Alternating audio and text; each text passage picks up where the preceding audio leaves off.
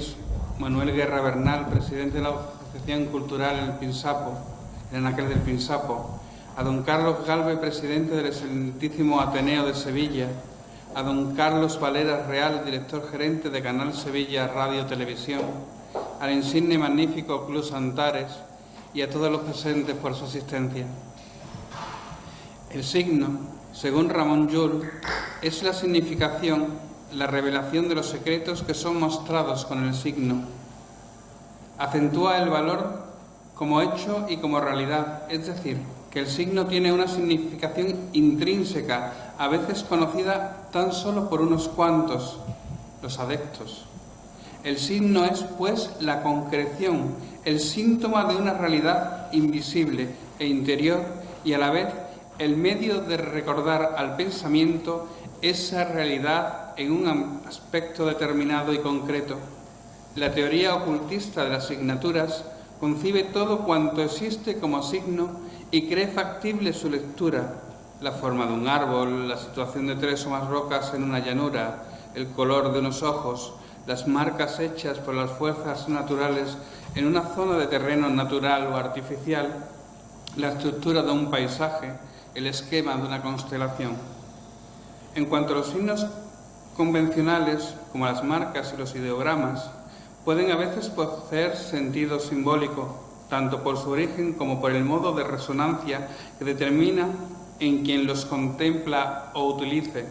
Así, en matemática, hidráulica, topografía, meteorología, imprenta, se usan sistemas propios de signos convencionales, como asimismo son las señales de tráfico o las marcas industriales.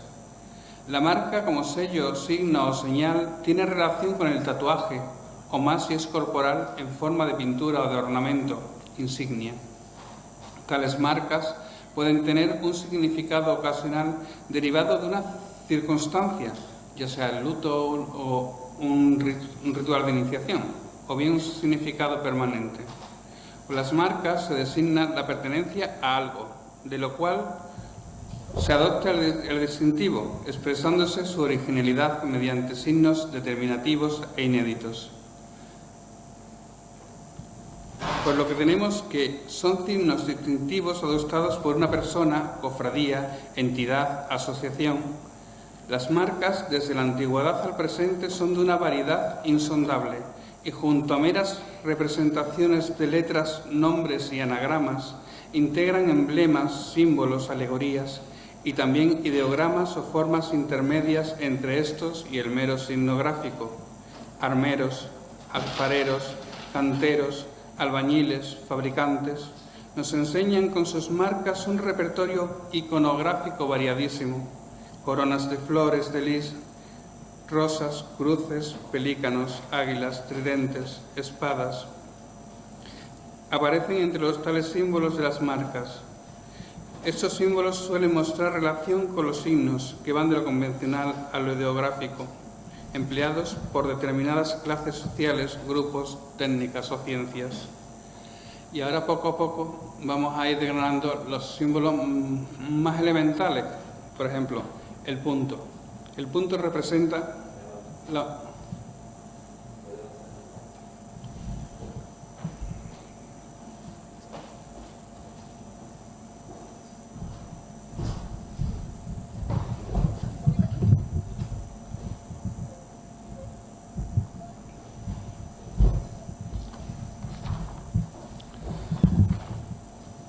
El punto es la unidad, como origen, como centro.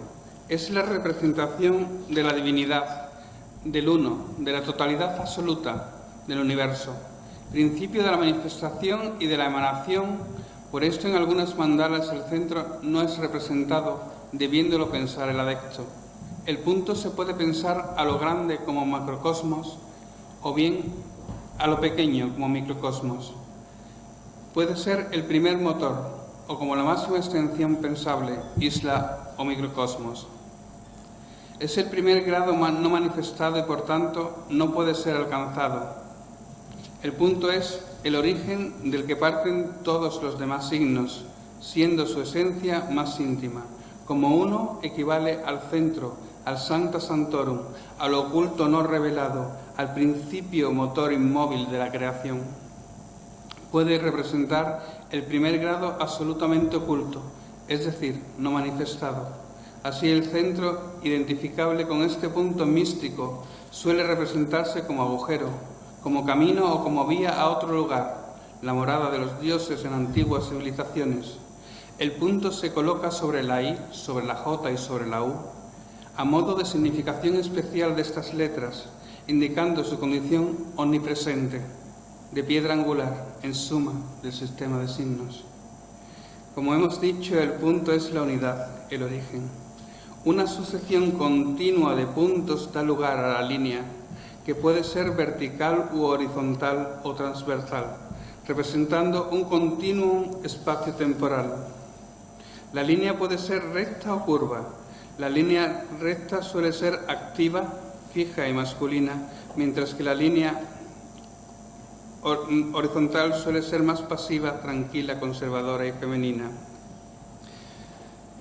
La intersección de dos líneas rectas o curvas pueden dar lugar a codos angulosos o redondeados y cruces, generalmente formándose de la unión de varias líneas las figuras geométricas, triángulos, cuadrados, rectángulos, pentágonos, hexágonos, hectágonos, octógonos, dando las líneas curvas lugar a círculos o circunferencias y demás formas lunares.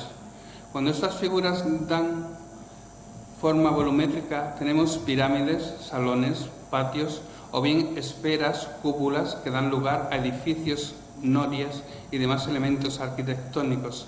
Así pues, visto este preámbulo, pasamos a denotar el significado de cada uno de los elementos sígnicos más generales, desde el punto a la cruz. La línea, en general, es la sucesión seguida de puntos, como hemos dicho, es un continuo de puntos sin interrupción. La usamos para subrayar, para llamar la atención sobre lo más importante del texto, croquis o plano, siendo representación del tiempo lineal cíclico. La línea vertical representa la unidad de Dios o de la divinidad en general, el uno, la totalidad, el todo, el universo, relacionado con el panteísmo. Igualmente representa el poder que desciende sobre la humanidad desde lo alto y en dirección ascendente el anhelo que siente la humanidad de valores y esencias más elevadas, supraconscientes, próximos a los del Creador omnisciente. También representa la virilidad, la masculinidad al hombre varón. La línea horizontal representa el horizonte y por tanto la Tierra, la matriz planetaria. Horizonte por el que pasarían las constelaciones zodiacales etéreas. Es un signo de pasividad y por tanto representa la feminidad, a la dama, a las grandes sacerdotisas, a la diosa madre. Dos líneas triangulares zigzagueantes representan la constelación de Acuario, la que ha de llegar en el próximo devenir futuro de la humanidad. Es un camino en la galaxia, un lugar en el cosmos, una ruta a seguir hacia la casa del que provienen los dioses creadores. Tres líneas horizontales designan la inteligencia connatural a la naturaleza, al orden estelar de todas las cosas existentes en la creación. Tres líneas verticales representan la inteligencia activa en movimiento connatural, pero de los seres vivos, y especialmente de los hombres y de los dioses.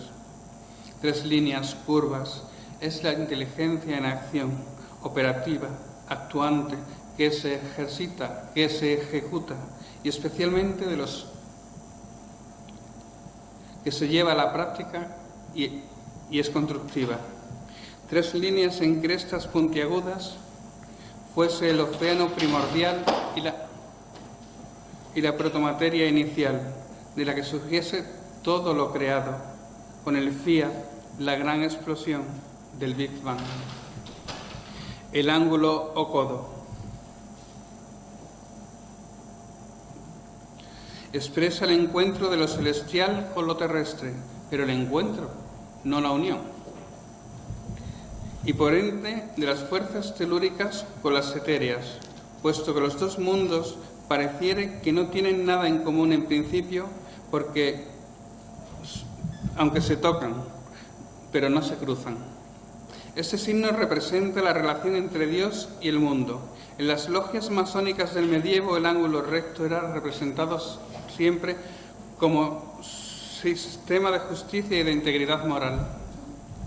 También pudiera expresar el deseo de ascensión de la humanidad hacia la divinidad desde este planeta.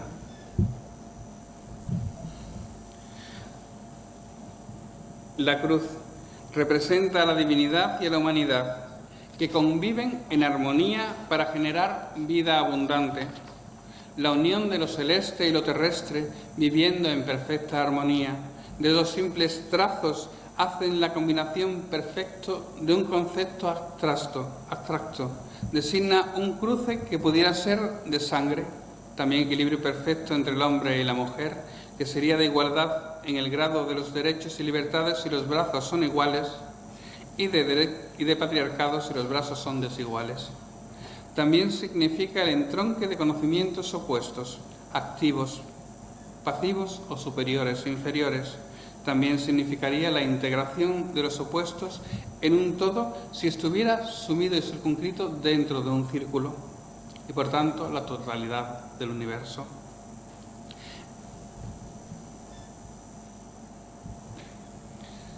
El triángulo. El triángulo comparte simbolismo con el número 3, que representa el principio, el medio y el final. En muchas culturas, desde el antiguo Egipto y Babilonia hasta los modernos cristianos e hindúes, se relaciona con las trinidades divinas, siendo un antiguo emblema egipcio de Isis, Osiris, Horus, y además un símbolo pitagórico de la sabiduría. En el cristianismo representa a la triple personalidad de Dios, Dios Padre, Dios Hijo y Dios Espíritu Santo. Colocado hacia abajo, con el vértice hacia abajo, es una representación de la feminidad, la cual se apoya firmemente sobre una materia terrena, porque el eterno femenino es profundamente terrenal. También representa la inteligencia creativa que hace cosas, que acciona la civilización. Igualmente se manifiesta como cuerpo, mente y espíritu, y también el ternario humano, hombre, mujer e hijo. El triángulo equilátero, en muchas culturas antiguas, es emblema del sexo masculino si está en posición hacia arriba, sería la punta de flecha. Y del elemento fuego, el triángulo hacia arriba representa el elemento fuego dentro de los 4 elementos primarios de la creación. Para los hititas representa la salud, para los mayas el sol y la fertilidad, para los indios pueblo un monte sagrado del que provienen ellos en unión a sus dioses. En alquimia los 4 elementos se expresan y se representan con triángulos equiláteros: tierra, aire, agua y fuego. El triángulo equilátero con punta o vértice hacia arriba es el elemento fuego. Es con las cualidades activo y masculino. Tiene un aspecto positivo como sol que vivifica y signo de purificación y regeneración en las ceremonias, que representa el hogar, el corazón vital y el amor divino, y en el aspecto negativo como destructor o devorador, el rayo. Es símbolo de la guerra y del caos en el aspecto negativo. Personas y objetos pueden ser representados como ardientes por este símbolo. Se suele asociar al color rojo. En las culturas antiguas existen leyendas sobre dioses del fuego. El fuego ha tenido un papel importante en muchas ancianas civilizaciones y religiones: incienso, tabaco, copal. Para los zoroastrianos, que oran en templos de fuego, representa la energía del Creador. Búsqueda de clarificaciones visionarias. El fuego representa la presencia de Dios y por eso arde en las iglesias cristianas una vela roja en el sagrario. Las advocaciones del Sagrado Corazón de María y de Jesús y de algunos santos se les representa con un corazón en llamas, como amor fraterno, amor celestial. Los chinos usan una tableta de jade rojo, llamada Chan, en sus ritos solares, en representación del fuego. En el sentido de luz e iluminación, es decir, de conocimiento. Aparece este elemento en los jeroglíficos egipcios asociados a la idea de vida y salud, o sea, es decir, calor en el cuerpo. Los alquimistas toman el sentido de este elemento cual Heráclito, como agente de transformación, pues todas las cosas nacen del fuego y a él vuelven, como fuego interno o como estrella. Los griegos antiguos tenían el concepto de que cuando nos moríamos, nuestras almas iban a las estrellas. El lugar que ellos destinaban para las almas eran las estrellas.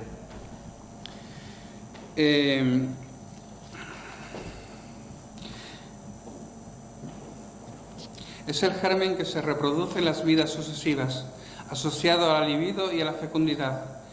Para una gran parte de los pueblos primitivos, el fuego es un demiurgo y procede del sol. Por eso se le asocia por un lado con el rayo y el relámpago, Zeus o Júpiter, y de otro con el oro, por ser su color y su valor. La antropología tiene dos explicaciones para las fiestas del fuego, perpetuadas en las hogueras de San Juan o en la iluminación del árbol de Navidad o en los fuegos artificiales, que es magia imitativa para asegurar la provisión de luz y calor y, por tanto, la capacidad purificadora del espíritu humano. El fuego, por su iluminación, es síntesis de conocimiento, de saber, sea esotérico o de iniciación, o terrenal o físico, porque el conocimiento de la tierra, la naturaleza, las artes, ese conocimiento también se puede expresar a través de la luz interior. El fuego realiza el bien, pues es calor vital, y el mal, destrucción, incendio, combustión, extinción. Atravesar el fuego es símbolo de ascender la condición humana. En alquimia, el fuego representa las fases cálidas y secas del proceso, es unificador y estabilizador, simboliza las tendencias agresivas y de la sexualidad hostil, la energía y la impulsividad, así como lo positivo, lo activo, lo pasional y valoroso. Dos triángulos inscritos como uno. Sería con dos bases consonantes en posición normal. Sería el aire. Aire. De los cuatro elementos, el aire y el fuego se consideran masculinos y el agua y la tierra femeninos. El aire tiene el sentido fundamental de germen de la creación, pues la concentración de el aire, conlleva la vida, produce la ignición y la derivación de todas las formas vitales siendo activo. El aire se asocia al hálito vital, al aliento o espíritu y por tanto a la palabra, al viento de la tempestad primaria, caos originario, ligadas en varias mitologías al primer motor inicial del universo. Sería un océano de aire, pero un aire muy espeso debido a la humedad. Sería un aire húmedo, sería un aire vital. Si fuera un aire seco, no daría lugar al principio del FOAG, del Big Bang, del FUM. El torbellino que gira cuando el tiempo y el espacio tienen diferentes vibraciones. Por otra parte, en el aire se realiza la luz, el vuelo, la ligereza, la expansión de las esencias y el olor. Por lo tanto, en los sueños, el aire, cuando volamos en el aire, es las reminiscencias de lo vivido. En el aire se desarrollan las temperaturas, pudiendo ser frío o cálido, húmedo o seco, con sus combinaciones.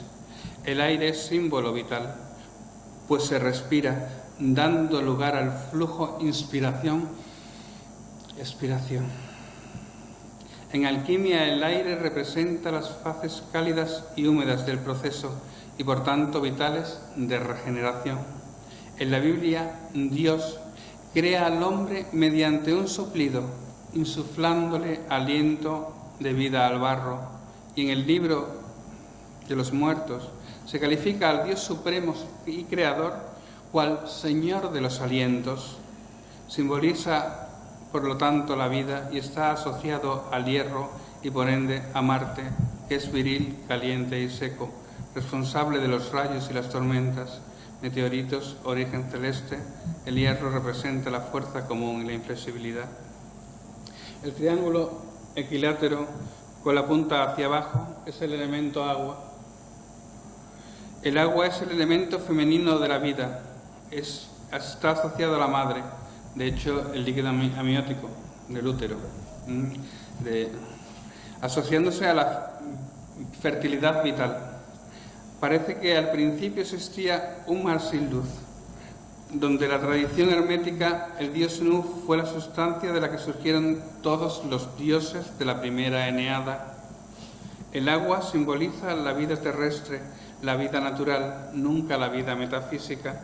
Sin embargo, el agua es ilimitada e inmortal porque representa el principio de todas las cosas, puesto que las aguas primigenias se hallan en los cuerpos sólidos sin forma ni rigidez. El agua cambia constantemente de forma y se transforma. En muchas culturas tradicionales simboliza a la mujer. El agua puede aparecer como lluvia o nieve, o como torrente furioso, o como plácido lago remansado o profundo. Al ser influidas por el clima, pueden destruir, disolver, lavar o regenerar. Son fuente de purificación y sanación en muchas religiones. En la India, Grecia y Roma era signo del pubis femenino el triángulo equilátero invertido. Se ha encontrado en cuevas del Paleolítico. Hace más de 40.000 años ya aparecían en algunas cuevas. En la India se considera la mantenedora de la vida porque por la lluvia, que se la considera la leche, savia o sangre, mantiene la vitalidad del mundo. En alquimia se denomina agua al mercurio en el primer estadio de la transformación y por analogía al cuerpo fluídico del hombre. Son símbolo del inconsciente universal colectivo, que es fundamental, porque en el fondo, si estamos conectados a nuestro interior, todos tenemos los mismos símbolos dentro de nosotros. Todos, porque vienen desde Adán y Eva, desde el principio de la creación, de la raza del ser humano, ¿no? Desde ese principio, todo lo que han vivido nos han transmitido genéticamente, aunque no queramos, aunque no sepamos revelarlo dentro de nosotros, verlo a través de los sueños o a través del interior, ¿no? A través del corazón.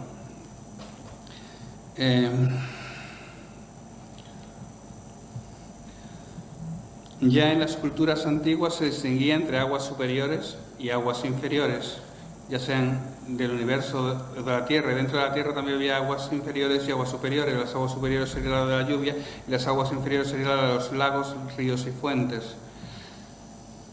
Una antigua deidad irlandesa se llamó Dom, que significa profundidad océana. Parece ser que en los tiempos prehistóricos la palabra abismo denotaba exclusivamente lo misterioso e insondable, lo oculto, lo profundo.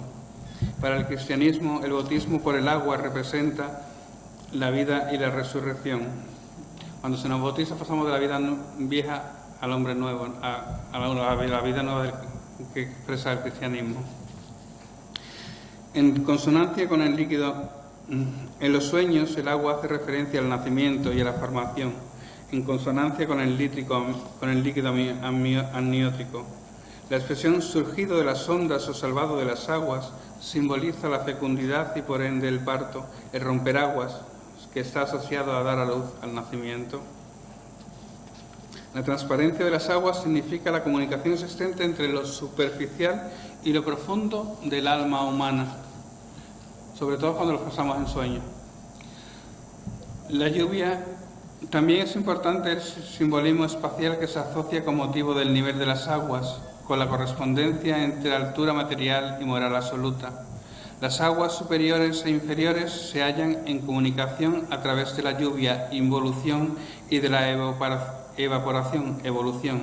Se necesita por esto el sol, espíritu, y la evaporación sería la sublimación de la vida. Así la nube evoluciona cayendo de nuevo y fecundando la tierra acuático celeste. El agua simboliza la vida terrestre, material, la vida natural, nunca la vida metafísica que estaría representada por el aire. Dos triángulos invertidos,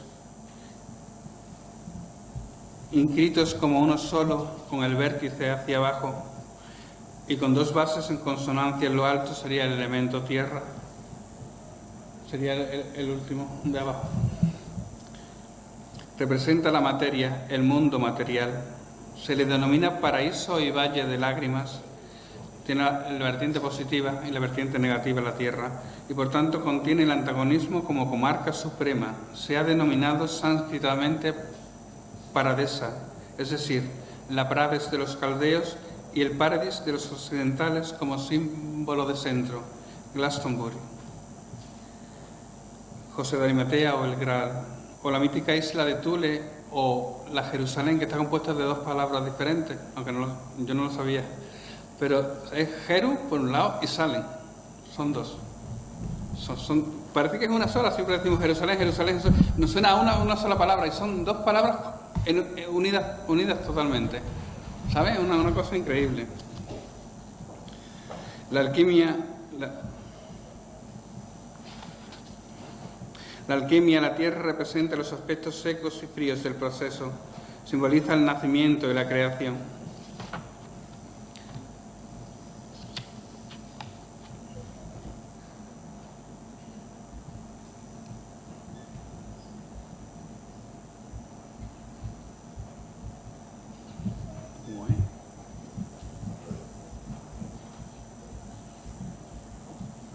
La estrella de David, que no la hemos visto. La estrella de David. El triángulo invertido hacia abajo, en dirección hacia abajo, representa la divinidad. Y el triángulo hacia arriba ascendente representa la humanidad. Realmente la estrella de David representa al pueblo elegido, pero él al pueblo de Dios. La humanidad lo más elevada en lo espiritual y Dios protegiendo a su pueblo. Es una unidad perfecta. Y también el triángulo hacia abajo representaría a la mujer y el triángulo hacia arriba representaría al hombre. Tiene esos dos conceptos, no solo un concepto, son dos conceptos, tanto de humanidad, hombre-mujer, unidad, y unidad de Dios con la humanidad. Son dos conceptos. Cuando los dos triángulos se interseccionan en sus centros, configurándose de una forma perfectamente simétrica, uniéndose indisolublemente la Trinidad Divina con la humanidad, en todas sus escalas, alterando la naturaleza de ambos en una nueva estructura, lo celestial con lo terrestre, y la forma clave en forma de celda de colmena. Los 6 pequeños triángulos que sobresalen del hexágono central representan los 6 días en los que se hizo la creación de la tierra y lo que en ellos se crearon. También representaría el matrimonio perfecto del masculino y lo femenino y sus entretelas, la representación del macrocosmos y del microcosmos, es decir, del conocimiento.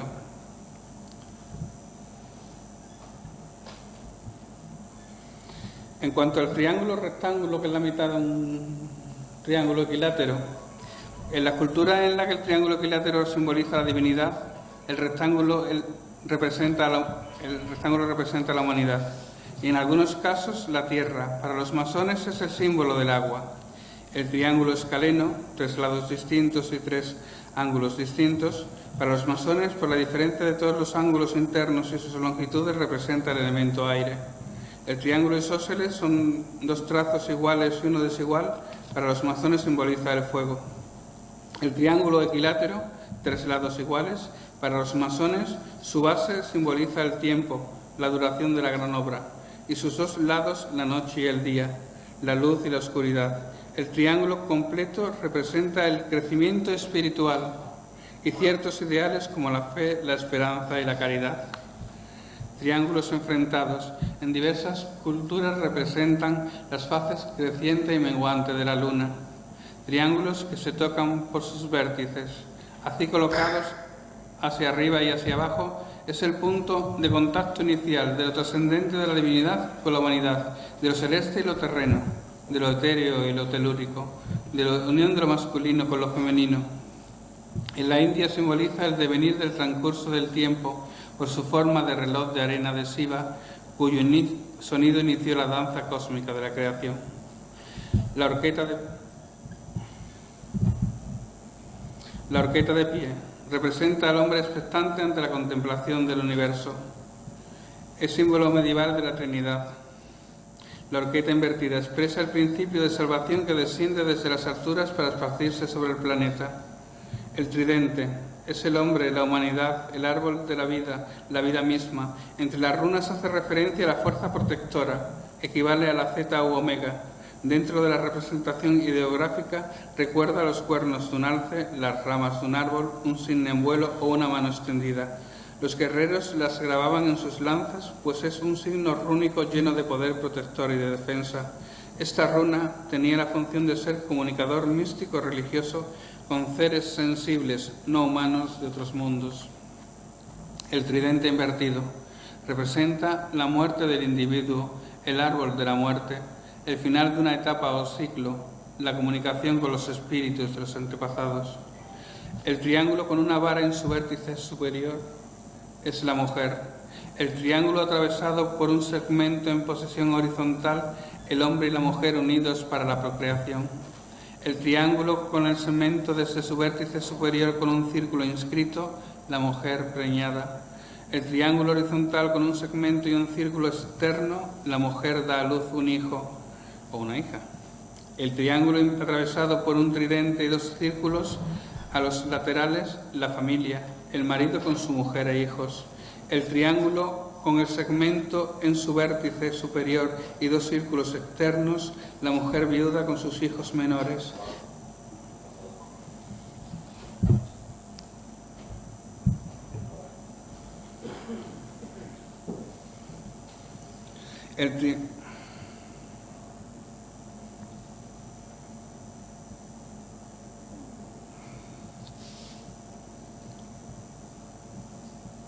El triángulo invertido con el segmento desde su vértice inferior, muerte de la mujer. Dos tridentes unidos, la amistad, la solidaridad, el compañerismo, la asociación, los brazos fraternos entre los hombres, cofradías, hermandades.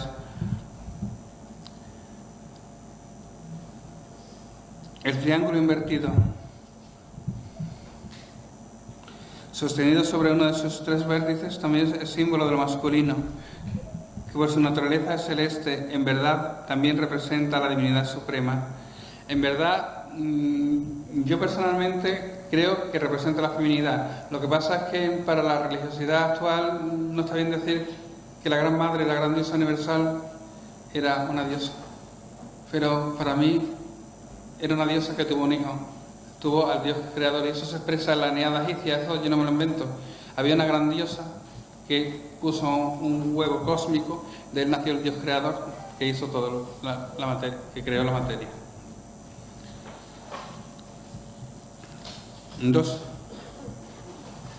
Dos triángulos unidos en sus bases.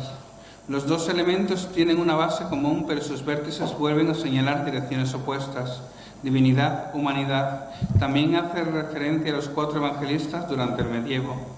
El cuadrado y el cubo representan la expresión geométrica de la cuaternidad, es decir, de la combinación y ordenación regular de los cuatro elementos. Su carácter estático y severo explica su utilización en todo lo que significa organización y construcción.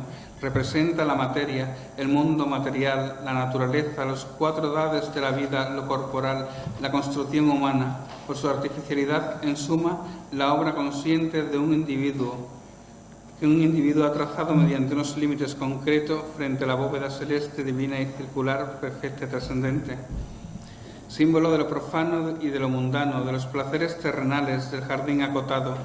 En él se representa el tetragramatón sagrado, representando los cuatro elementos, las cuatro esquinas del mundo o puntos cardinales, los cuatro ríos del paraíso, los cuatro evangelistas.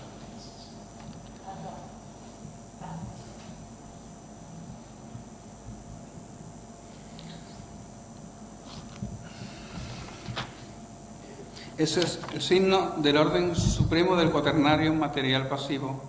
Entre los egipcios significa realización, y la espiral cuadrada, la energía constructiva materializada. Recordad los figuras vistos desde arriba, que eran cuadrados cíclicos, colocados sobre uno de sus vértices.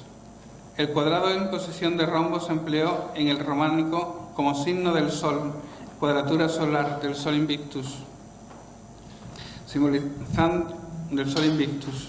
Tanto el cuadrado como el cubo comparten parte de su simbolismo en calidad de representación de las mismas ideas, simbolizando el sexo o detenimiento de la actividad, concepto que no siempre es negativo, ya que puede indicar estabilidad y perfección duraderas.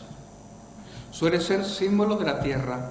De hecho, a la diosa Hera se le representaba sentada sobre un trono de forma cúbica, y los cuatro como reina de la tierra, y los 4 puntos cardinales o esquinas del mundo. El cubo representa el universo material, el cosmos físico de 4 elementos, la sabiduría, la verdad y la estabilidad moral.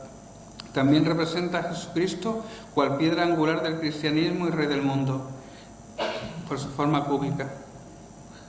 En verdad, el cubo contiene en sí 6 pirámides incrustadas en su interior. No sé si lo veis, cada uno de los lados es una base de la pirámide.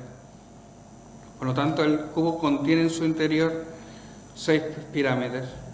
Cada prisma contendría a su vez los 4 elementos, tierra, aire, fuego. 6 caras por 4 sería 24, que es igual a 6. Y el 6 es el número de la creación, de la materia, de la tierra, del planeta. Y por ende, de toda la materia del universo. El cuadrado con su cruz desde sus vértices representa la actividad, los esfuerzos de la humanidad en su evolución. Visto desde arriba es una pirámide, es un signo de materialización de los esfuerzos creativos de todo cuanto existe, pues el cuaternario es la tierra, el agua, el aire y el fuego, de lo que todo está hecho.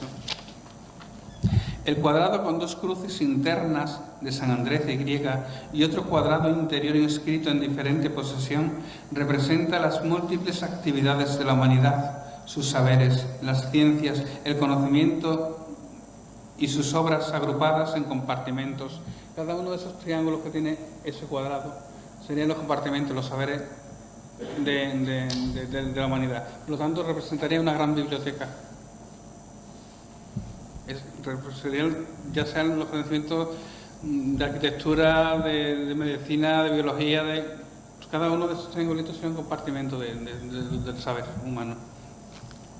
2 cuadrados concéntricos representa el orden, el método de realización o estudio, de lo particular a lo general, de lo general a lo concreto. Simboliza la adecuación de todas y cada una de las cosas en el medio que nos rodea, aquello que dice que todo tiene un lugar en la vida, en el mundo y en el universo. 2 cuadrados en consonancia representan la evolución de la materia y por ende de la manifestación física de las cosas en todos sus órdenes y evolución a través del tiempo. Es la estrella de Tartesos. Sus puntas o vértices apuntan a direcciones de la rosa de los vientos. Viene a decir que los supervivientes de la Atlántida se expandieron en todas direcciones desde las islas en que vivían en medio del océano cuando vino el diluvio universal. Los supervivientes de la Atlántida volvieron a tierra, llegaron hasta tierra. De hecho, algunos ya estaban en tierra. Tarteso era descendiente de la Atlántida. Poseidón llegó hasta Atenas y luchó no. Competió con Atenea por ser patrón de la ciudad y llegó hasta Troya. Un nieto de Poseidón construyó la muralla de Troya, ¿no? Entonces, quiera que sí, quiera que no, los supervivientes pasaron a Tarteso. Están aquí, somos sus descendientes, somos los descendientes de la Atlántida, aunque no queramos, aunque no lo queramos, lo llevamos dentro. Y ese conocimiento está interno en nosotros. El círculo. Al carecer de principio y fin, porque es un continuo, no tiene ni principio ni fin el círculo, representa el infinito. Por lo tanto, se supone que el universo es infinito, representaría el universo, pero también representaría el tiempo, y entonces sería un tiempo eterno. ¿Y quién es eterno? Eterno es Dios. También representaría la divinidad. Es la representación del ojo durmiente de Dios en quietud, en paz, en calma. Es la probeta en la cual se precipita la creación. El círculo o disco es signo solar si está rodeado de rayos. También representa la vuelta a la unidad tras la multiplicidad. A veces es signo del cielo y su perfección, de la bóveda celeste e incluso la eternidad, el continuo espacio temporal. También representa el nacimiento, el renacimiento y el ciclo de las estaciones y todo lo que es regular y periódico, repetitivo, continuo, estable, porque lo que se repite es estable en el tiempo. Y de hecho tenemos que el año solar es estable porque tiene cuatro estaciones y siempre se repiten las mismas 4 estaciones que el clima está cambiando. Las horas son las mismas. El año a través del tiempo son los mismos momentos, horas y minutos. Eso es regular, eso es continuamente regular, es estable, es periódico además. Se repite de una vez para otra. Esfera. Comparte el simbolismo con el círculo y suele representar el cielo, el universo espiritual y la bóveda celeste. De ahí las palabras y la Tierra, el planeta Tierra. Y lo explico. Los griegos denotaban al planeta Tierra como biosfera, lugar de la vida, estratosfera e ionosfera. Y esas 3 partes son lugar que contiene la Tierra. Uno sería el cielo hasta donde llega el aire, que sería la ionosfera, y luego el cielo por encima del aire, sería a partir de la capa de ozono posiblemente, sería ya el firmamento estelar y eso sería la estratosfera. El círculo con un centro representa el ojo de Dios, pero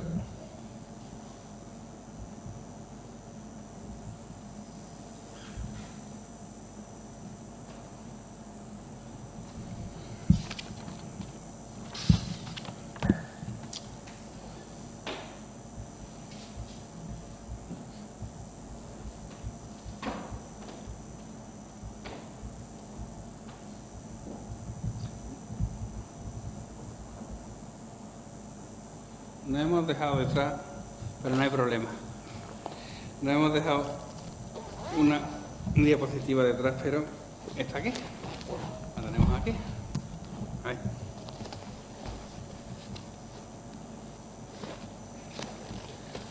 Entonces,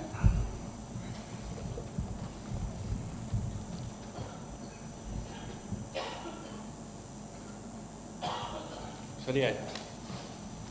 ¿La ves todo?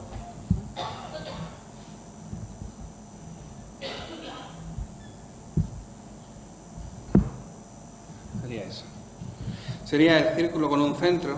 Esta vez el círculo representaría el ojo vigilante, no dormido sino vigilante de la divinidad, el centro del universo, la causa primera por la que se creó la expansión de la materia, la creación de la materia, el microcosmos dentro del macrocosmos.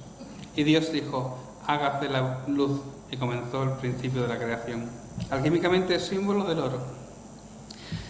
El centro del círculo representa también un lugar determinado en el espacio. Representa la montaña sagrada, el templo o palacio, y la virtud de condición de Asu Mundi del urbe o la iglesia, que tienen el nexo entre la tierra y su interior. Sería el acceso al centro, equivale a una consagración, a una iniciación, al tránsito del caos al equilibrio cósmico, al orden cósmico. El círculo atravesado por una línea vertical, elemento activo masculino, unión que representa el coito, la unión de lo femenino y lo masculino, que representa la dualidad dentro de la unidad, el eje norte-sur del planeta y por tanto también la Tierra. Está en relación con la esfera. También contiene la idea de ascenso, igualmente representa la Vía Láctea vista desde un frontal. El círculo atravesado por una línea horizontal es el signo del elemento pasivo femenino que existió desde el principio de todas las cosas. Representa en general el movimiento de los dos mundos, el supramundo y el inframundo. Por ende, el útero, con su líquido amniótico, calma, sosiego, equilibrio, representa igualmente la galaxia, pero vista desde arriba o desde abajo. El círculo, con una cruz inscrita, tiene lugar la creación, la materialización creativa, porque todo pertenece al mundo viviente, fruto de la unión entre lo masculino y lo femenino. es la procreación de las fuerzas, es la creación, la procreación de las fuerzas, es la unión. Tanto para los pueblos orientales como para los nórdicos, este signo representa al Sol, su manifestación en el disco solar, que es evolución del tiempo sobre la materia. Yo deducí una cosa, creo que no estoy equivocado, es que si ese signo es una rueda solar, cada rueda solar sería una estrella, sería un sol y por tanto una estrella diferente en función de los radios que tuviera cada rueda. Por ejemplo, no tenemos que coincidir, pero pongamos que Sirio fuera ese círculo con esa cruz. Ese también representa el planeta Tierra, pero ponte que como estrella representara a Sirio. Y ponte que otra con 7 radios representara ni más ni menos que Alfa Centauro, la estrella Alfa Centauro.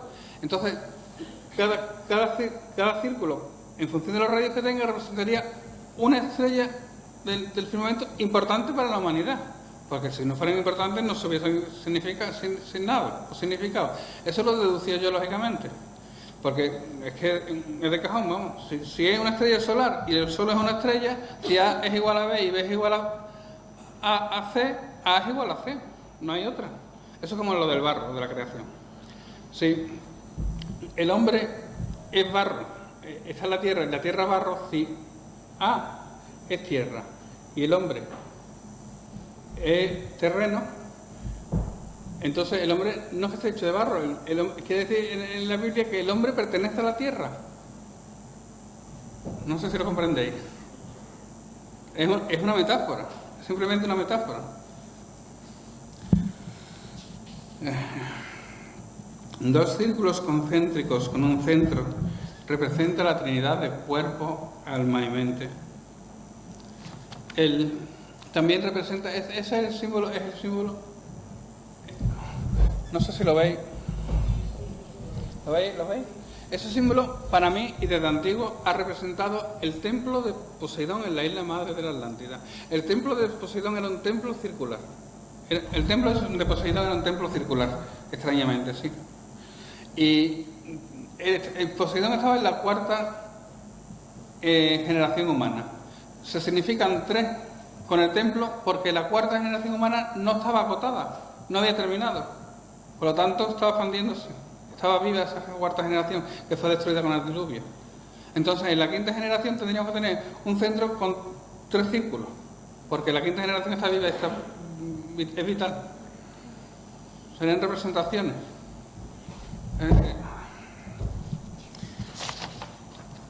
La espiral, no sé si vamos bien de tiempo.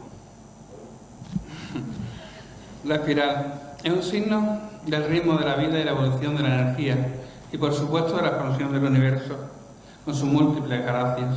Para los mayas se equivale al solsticio de inviernos, que para ellos era el principio del año. Nosotros el principio del año en diciembre, también es el mismo, el solsticio de diciembre más o menos. Para los polinesios simboliza la inmortalidad. La doble espiral representa la interdependencia de lo masculino y lo femenino, de lo activo y lo pasivo, de los opuestos, no de los contrarios.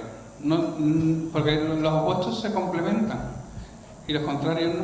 Entonces, una interdependencia de opuestos que no se contradicen.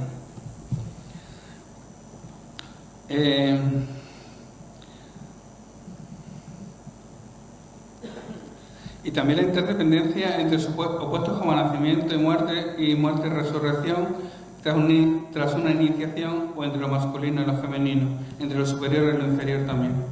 Triple espiral o triskel es un antiguo símbolo solar que algunos cristianos adoptaron para representar a la Santísima Trinidad. Algunos neopaganos también lo utilizan como símbolo de la triple diosa. Representa los 3 principios de la creación. Un principio activo, un principio neutro y un principio pasivo. Y de hecho, los átomos que son el principio vital de la creación de la materia del universo, tienen neutrones neutros, protones positivos y electrones pasivos. Los 3 principios de la creación están incluidos en los átomos.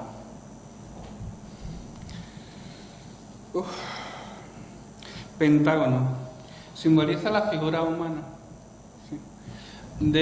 Simboliza la figura humana. Sería el hombre con los brazos extendidos, las piernas extendidas, sería cada uno de sus puntos, y la cabeza. Y por tanto, si es el ser humano y por tanto la humanidad. En sentido inverso sería la cabra o el pie de bruja. Sus 5 puntos representan el espíritu, el aire, el fuego, el agua y la tierra. Hexágono, que es el interior de la estrella de David, si lo recordáis. Es uno de los principios fundamentales de Hermes Trismegisto. Lo que está arriba está abajo. Hexagonales son las ardillas de la abeja, símbolo de los individuos social y productivo, convirtiéndose en un símbolo de la potencia anímica, la realidad del alma humana a imitación del hacedor. En 6 días fue hecho el mundo y al 6º descansó, cual metáfora de la creación. Octógono, la cuadratura del círculo. Es una figura que simboliza el renacimiento, la renovación y la regeneración. De hecho, el cristianismo lo utiliza mucho en las pilas bautismales. En el islamismo, las torres de los castillos se construían de forma octogonal, de la misma forma que muchos patios interiores. Los 4 puntos cardinales y los 4 puntos intermedios que forman el octógono se conocen como los 8 vientos. Son también las 8 puertas que dan paso de un estado a otro. En el cristianismo, la mayoría de las pilas bautismales tienen forma octogonal. La cruz, desde los más remotos tiempos, es representación del hombre arquetípico y de su capacidad de expansión infinita, tanto en el plano horizontal como en el plano vertical celeste. Como acontece con el árbol de la vida, la cruz es el eje del mundo. La cruz entremezcla el tiempo y el espacio, a semejanza de cordón umbilical entre el cosmos y el centro primigenio. Posee el valor de un símbolo ascensional, siendo escalera por la que transitan las almas de los seres humanos que se elevan hacia Dios, según desea el Eliade. Situada en el centro cósmico del mundo, sería para el futuro Jerusalén. Antiguamente fue la meseta de Giza con las pirámides de Kefren y Micelinos. También la causa del nacimiento. La cruz establece la relación primaria entre los dos mundos, terrestre y celeste, pero también la causa del neto travesaño que corta la línea vertical, símbolo del nivel, siendo una conjunción de contrarios en el que casan el principio espiritual y vertical con el orden de la manifestación terrena. Y lo explico lo del nivel. Con brazos iguales representa igualdad de derecho entre los hombres y las mujeres. Tanto la línea horizontal que representa a la mujer como la línea vertical que representa al hombre son a brazos iguales, igualdad de derecho. Sería como una democracia verdadera. Y si es la cruz cristiana, si es la cruz latina, tendríamos que habría un patriarcado y habría una ascensión espiritual de la humanidad hacia Dios. En sentido inverso, sería un hombre totalmente material con muy escasos sentimientos espirituales. Sería un hombre muy terreno.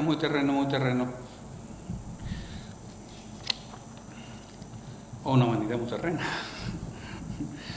La cruz integra la unión de los principios activo y pasivo, lo masculino y lo femenino. Representa el cruce de 2 líneas, objetos o caminos. Es un signo de conjunción y de comunicación, pero también de inversión simbólica, es decir, aquella zona en la cual se realiza un cambio de dirección. Los pueblos primitivos, para señalizar, a lo mejor iban andando, y para señalizar que iban a cambiar de dirección ponían una cruz, ya fuera con piedra o con 2 troncos de árboles, y entonces indicaban que se habían cambiado de dirección, ¿no? Que no habían seguido una dirección recta, sino que habían ido a un u otro lado. Es la expresión de 2 diferentes y complementarias líneas de fuerza cósmica. Constituye la representación del centro, el equilibrio entre la actividad y la pasividad que rige la perfección del ser humano. Damos, pero también recibimos. Somos un dar y recibir continuamente, a muchos niveles. Por lo tanto, no es la verdad. somos generosos, los que somos generosos entregamos a los demás, ¿no?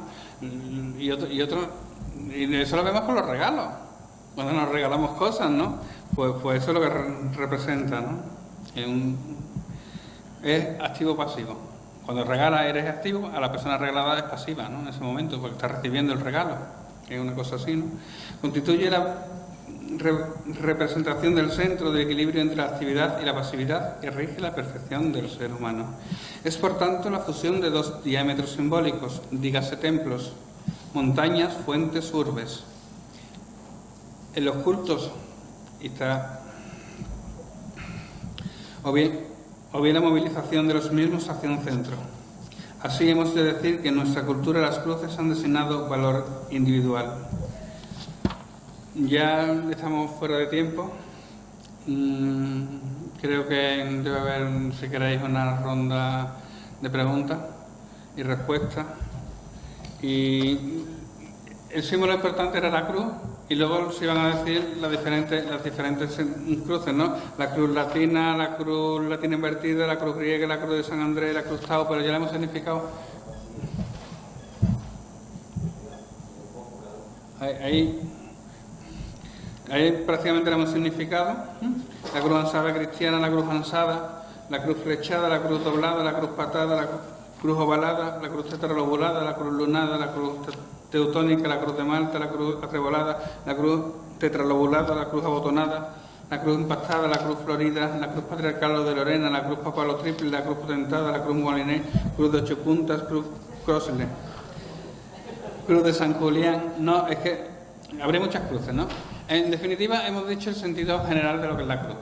Pero, y las demás cruces han sido cogidas o bien por grupos, como son los caballeros de la Orden de Malta, o los templarios, o la Orden de Jerusalén, o son signos grupales. Son o bien heráldicos o de familia, porque son muchos. La Cruz de Jerusalén representa el reino de Jerusalén y por tanto está en relación también con los condes de raza. En relación con los condes de raza.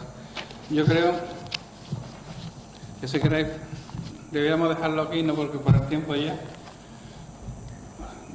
se han quedado sin explicar los diferentes tipos de cruces, pero sería algo muy somero y ya generalmente lo sabemos. Sí. La simbología.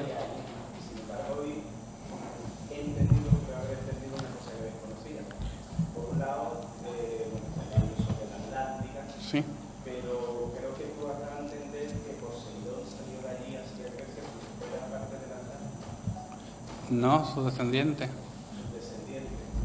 Y Poseidón lo situamos en la Atlántica, es que yo siempre lo tenía como la parte, digamos. Es que como Dios viajaba, yo sé que es muy difícil y que eso se ha creído que es un mito y se ha creído, pero yo. Yo creo realmente que los dioses existieron, yo creo que realmente vinieron unos dioses anteriores al cristianismo y que esos dioses realmente existieron en verdad y que se movían sobre el mundo y que movían la voluntad de los humanos a través en el mundo. Yo creo que era verdad. Yo no creo un cuento chino para niños de 3 años. Yo creo que eso fue real. Hombre, ten en cuenta que el Atlántico eran las islas del Atlántico. Realmente Poseidón era el rey del mar, de los océanos, y por lo tanto sus descendientes estaban ubicados en islas del Atlántico, de los océanos, principalmente del océano Atlántico. De ahí se extendieron a través de cuando el diluvio universal, que las islas se hundieron, ellos tuvieron que salir para poder sobrevivir, y entonces se expandieron por los continentes que conocemos actualmente, vamos, que están ahí, ¿no? Oceanía, África, Asia, Europa y América del Norte y del Sur, ¿no? Vamos que. Bueno, también puede estar relacionado con los sirios, todo esto eran de una zona del Mediterráneo, pero fueron conquistando tierra a través del estrecho de Gibraltar y todo eso, y ahí se formó los fenicios, formaron la civilización, ¿no? Tartesa, que estaba ubicada en el Atlántico, pero provenía venían de ahí, posiblemente. Hombre, Bien, yo también quería que Juan, pues... eso es más complicado. Además por el tiempo también, al final, como ha explicado algunas cosas, no he tenido más de la cuenta, creo que podría ser otra cosa también bonita de explicarse un día una exposición de tus dibujos, que son además muchísimos, variados y que están precisamente fundamentados en el simbolismo y en los signos, con cosas muy personales también tuyas, hay también... Aunque voy a decir un secreto, que lo saben algunas personas muy concretas. Yo tuve un sueño con Jesucristo. Y Jesucristo, aunque sea una locura y aunque parezca una locura, me dijo que pintara signos. Lo que pasa es que los signos eran muy duros. Expresaron signos duros en el sentido de que la mente humana ve un signo y lo capta pero no lo comprende. Entonces, ¿qué hice? Meter elementos conocidos como son seres humanos, como, ya sean en el sentido abstracto o en el sentido más realista. Pero meter un ser humano, un mar, una tierra, un árbol, y eso ya pones el signo y ya te adentra en el signo. Pero el signo sí, de golpe, parece que da un poco de miedo.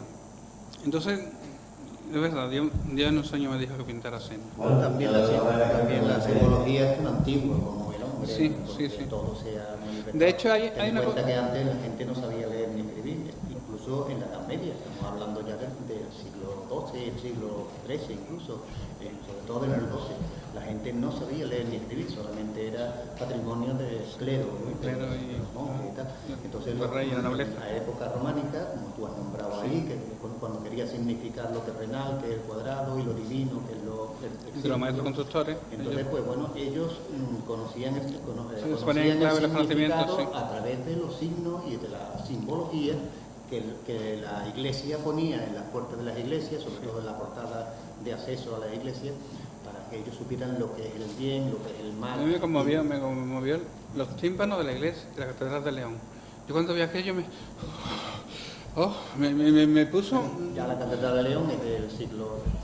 gótico, del 12, 13, pero de la simbología se utiliza en todas las civilizaciones. Pero tenemos en cuenta una cosa, que creemos que el lenguaje no lo han dado los dioses, el verbo es Dios, y el lenguaje no lo han dado los dioses y han estructurado de esa forma la mente humana, o realmente el lenguaje ha sido creado por los hombres. ¿Nos dieron ellos las pautas para crear el lenguaje, o el lenguaje lo hemos creado a través de los chamanes y a través de los pensadores humanos?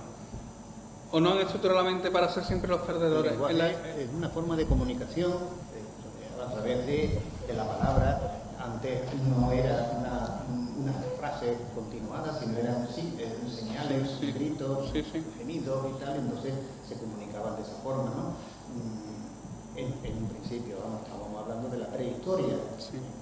Y ellos, pues bueno, pero ya incluso empezaron ya a comunicarse a través de las pinturas rupestres que aparecen en las cuevas. Sí, verdad, el neolítico, el neolítico. En España. Una cuaternaria. Son señales de signos de cacería, signos de la consecución del alimento, y muchos símbolos geométricos, como su astrología, aparecen también en las cuevas. de contabilidad, Muchos simbologías. Entonces, ha sido una forma de comunicarse a través de los tiempos. Y después, claro, ya el lenguaje ha ido variando. Ya por eso dije en principio que ya la simbología es casi un lenguaje olvidado.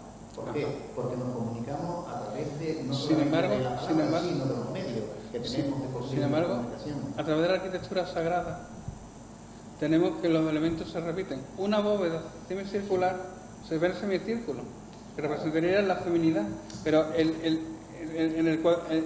la sala cuadrangular, si tú continúas las líneas del círculo, se hace un círculo. Del círculo. Bueno, es que por ejemplo, la iglesia en el medievo, pues bueno, la simbología era eminentemente religiosa, todo era de una manifestación religiosa. La iglesia tenía un significado, tiene un significado teológico. Cualquier cosa, una imagen, todo estaba relacionado con la religión cristiana, con el cristianismo. Y bueno, es que es curiosísimo que la simbología, desde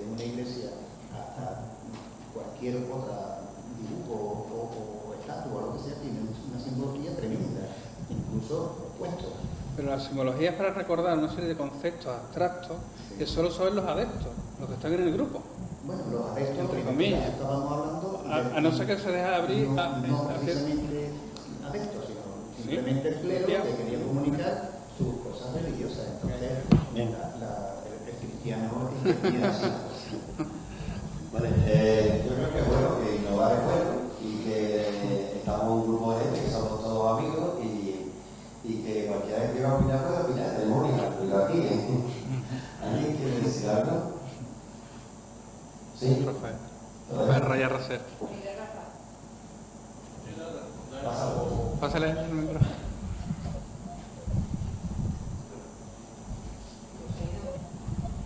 Poseidón, él sabe mucho de Poseidón. Quería responder a lo que ha dicho este señor con respecto a Poseidón. Poseidón es aparte del dios de los mares, es el señor de Occidente.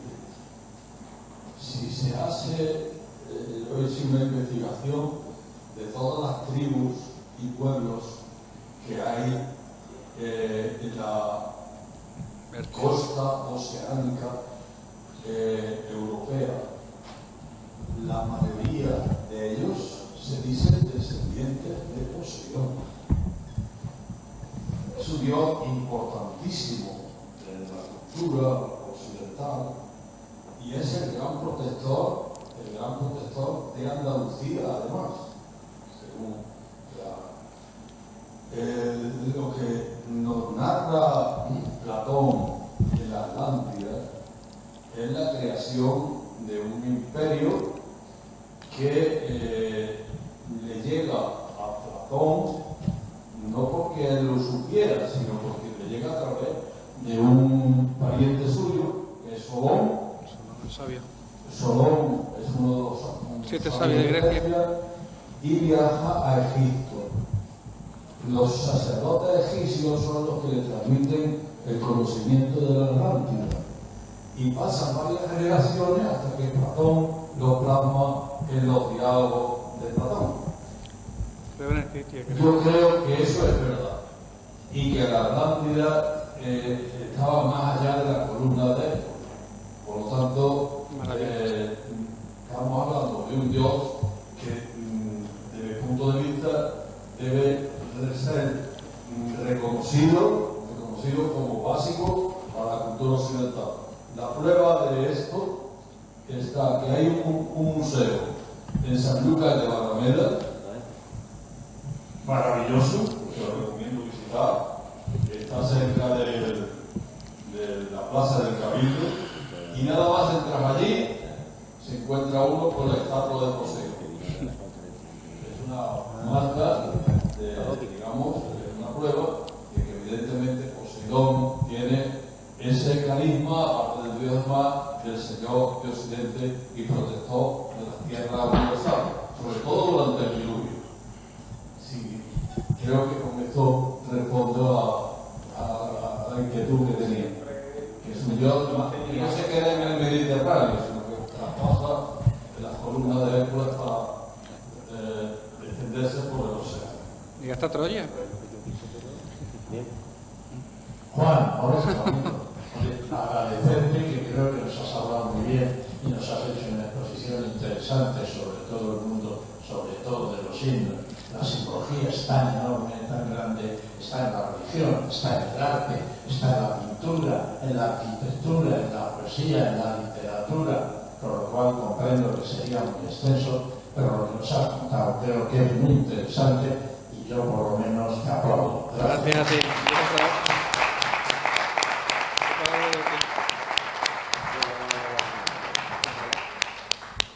Bien, yo también quiero añadir algo más, porque creo que los ciclos de conferencia que, como digo, hemos comenzado con María José, que está aquí presente, con la conferencia de Serrate y Sevilla, es también una forma no solo de que engrandezcamos o que se engrandezca la asociación, sino también de engrandecer a las personas que la componen. Y una manera de reconocer esta labor que realizan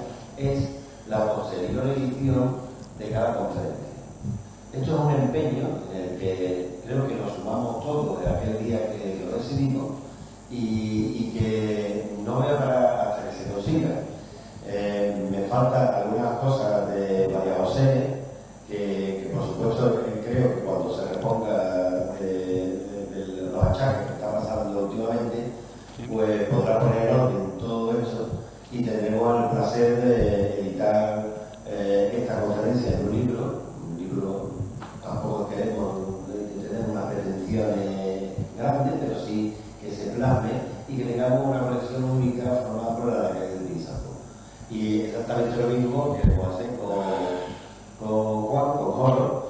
Y bueno, estos son los objetivos de la asociación. Y cada vez pensando en algunas ideas que podemos ir haciendo y que son innovadoras, simplemente. Bueno, muchas gracias a Juan y a Carlos Galvez, sobre todo por la extensa y bonita presentación que ha hecho de Juan. Y bueno, yo creía que íbamos a hacer menos los que íbamos a estar aquí y al final ya hemos sido cerca de 30 personas. Muchas gracias a todos.